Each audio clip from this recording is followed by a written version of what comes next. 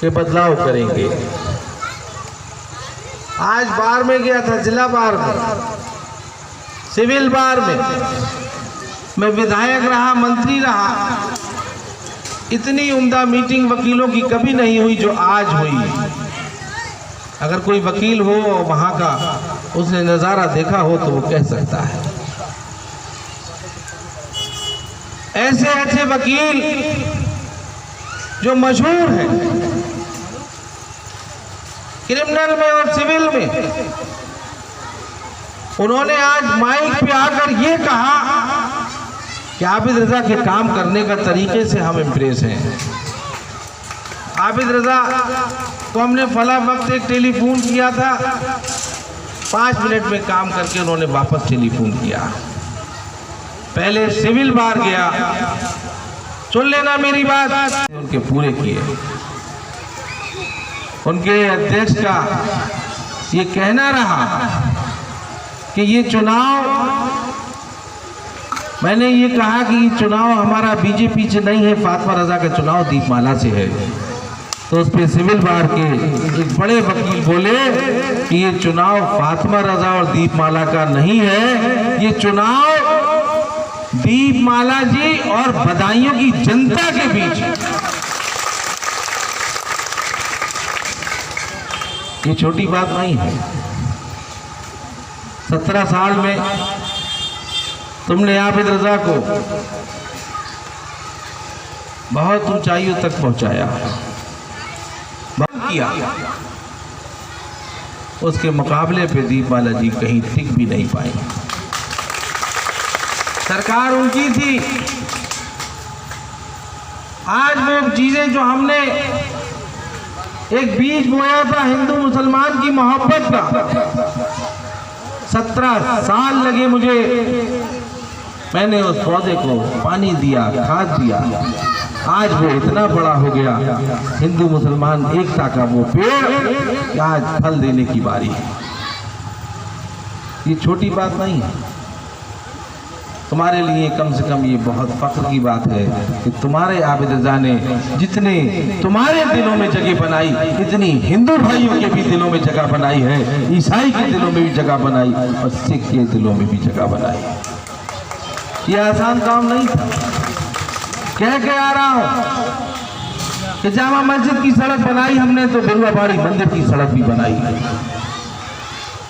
अगर हमने छोटे सरकार की सड़क बनाई तो हमने साईं मंदिर की सड़क भी बनाई।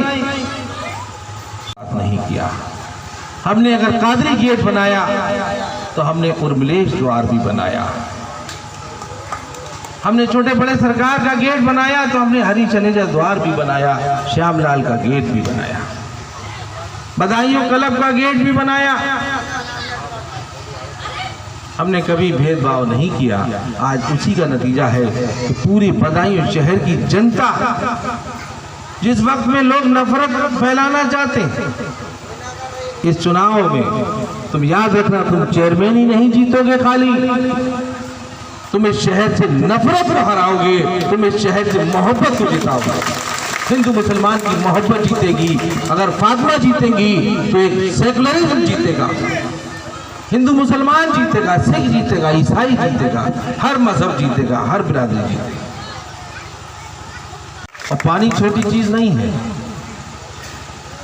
तुम्हारी जिंदगी की सबसे अहम जरूरत है, खाना मिले या न मिले, लेकिन पानी की जरूरत तुम्हें रोज है। पानी के बिना तुम नहीं रह सकते। मैंने आरओ लगवाए, ब्लू स्टार के फ्रिज, मंदिर, मस्जिद, गुरुद्वारे, गिरजाघर और गरीबों की सब बस्तियों में लगा दिया। क्या हाल हुआ? मैं जब गाड़ी से गुजरा करता था और उस आरओ से किसी को पानी पीते देखा करता था तो मेरा 2 पली खून बढ़ जाया करता था और अल्लाह का शुक्र भेजता था कि अल्लाह तुमने मुझे इस काम का जरिया बनाया।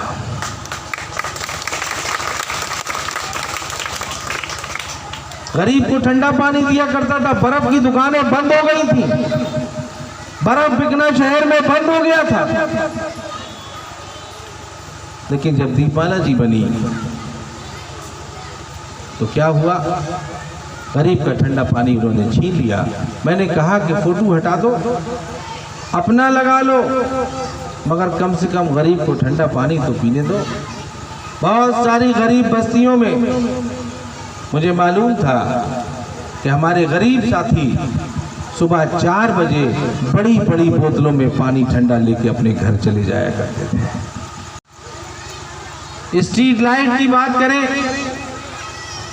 हमारे वक्त से पहले छोटे सरकार के रास्ते पे ईशा की नमाज के बाद, अंधेरे के बाद लोग जाया नहीं करते थे।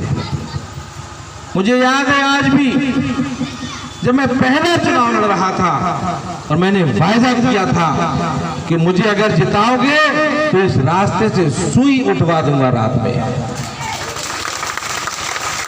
बताओ उठवाई कि नहीं उठवाई? लाइटें लगना यहीं से शुरू हुई थी। हमारे मेंबर लोग हमारे साथ जो थे वो गवाह हैं। फिर मंदिर से शुरू हुई। अगर बड़े सरकार पे लाइट लगी तो हमने साईं मंदिर पे भी लगवाई। पूरे शहर में लाइटों का जाल एलईडी लगवाई। और उसके बाद जब फातिमा चेयरमैन हुई तो जनरेटर से भी 7 बजे से 10 बजे तक मुख्य सड़कों पे लाइट देने का काम किया। पानी भी जनरेटर से देने का काम किया। आज वो सारे जनरेटर खराब पड़े। जो लाइटें मैं लगा आया था सौंदर्यीकरण की, वो तोड़ के उखेड़ कर ले गए। और ताज्जुब करोगे, छोटे सरकार की उखड़ी तो मुझे समझ में आई कि चलो मुसलमान इलाके की उखेड़ दी, लेकिन बिरुआबाड़ी मंदिर के इलाके भी सौंदर्यीकरण की लाइटें उखेड़ के फेंक दी। वहां का आरओ भी हटा दिया। कोई लाइट बढ़ती नहीं लगा पाए, बल्कि जो मेरा करा हुआ काम था वो भी सब खराब कर दिया। नियत काम की थी ही नहीं।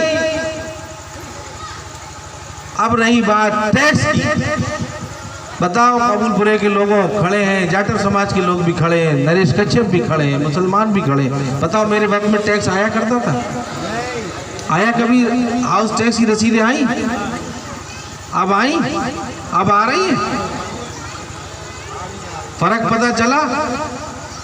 आबिद रजा याद आया कि नहीं आया जब टैक्स की रसीद आई थी?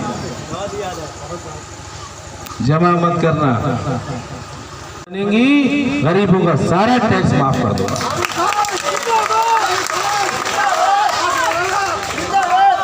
रईसों का अदा करूंगा और गरीबों का माफ करूंगा।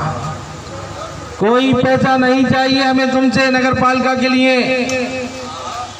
ये गरीबों का शहर है। मुझे गरीबों से सबसे कीमती चीज मिलती है, वो है दुआ। मैं तुम्हारी रसीद काट के तुम्हारी दुआओं से अपने आप को नहीं हटाना चाहता।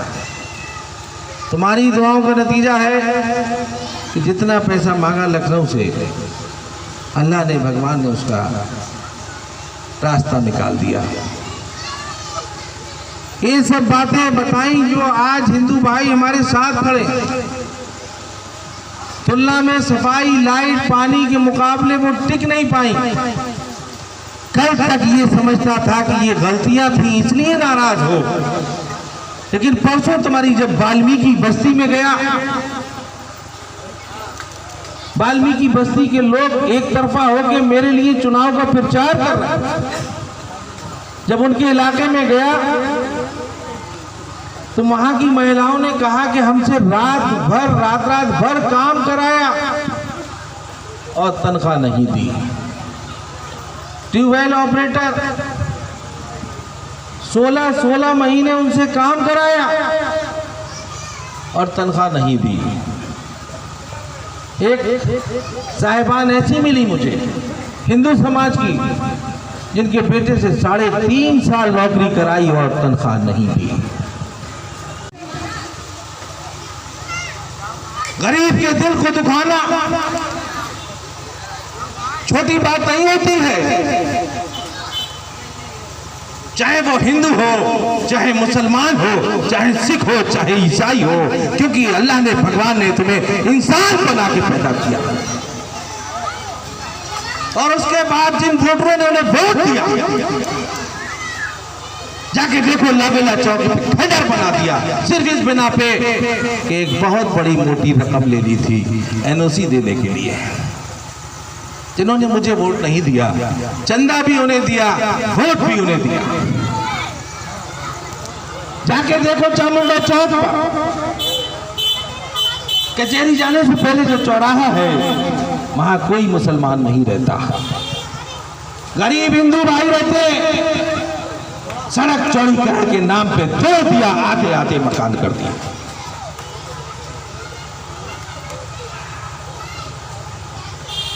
मुझे उनकी कि जिस हिंदू ने वोट देके चेयरमैन बनाया, उसी हिंदू गरीब के घर तोड़ दिए। 6 महीने तक वो हिंदू भाई अपने घर की दीवार नहीं बना पाए, और आज भी 3 घर हिंदू भाइयों गरीब के ऐसे हैं कि वो आज भी खंडर पड़े हैं, उनके घर की दीवार नहीं बना पाए। बताओ ये गलती है? ये गलती नहीं है, ये पाप है, गुनाह है। यही वजह है कि मुसलमानों की बात छोड़ो, दीपमाला जी हिंदू इलाके में घूम नहीं पा रही है, वोट की तो बात छोड़ो। जहां जा रही है वहां जिल्लत मिल रही है, और जब हिंदू भाई उनके पास किसी काम को गया तो कहा कि हमें वोट मत देना। मैं हिंदू इलाके में जा रहा हूं तो जनता इतनी खराब भाषा का इस्तेमाल कर, तो मैं उन्हें समझा के आ रहा हूं कि नहीं, आपका मकसद सिर्फ रिक्शे पे मोहर लगा के बदलाव करना है, चेयरमैन बदलना है, अपना चेयरमैन बनाना है, और लोगों की समझ में आ रहा है।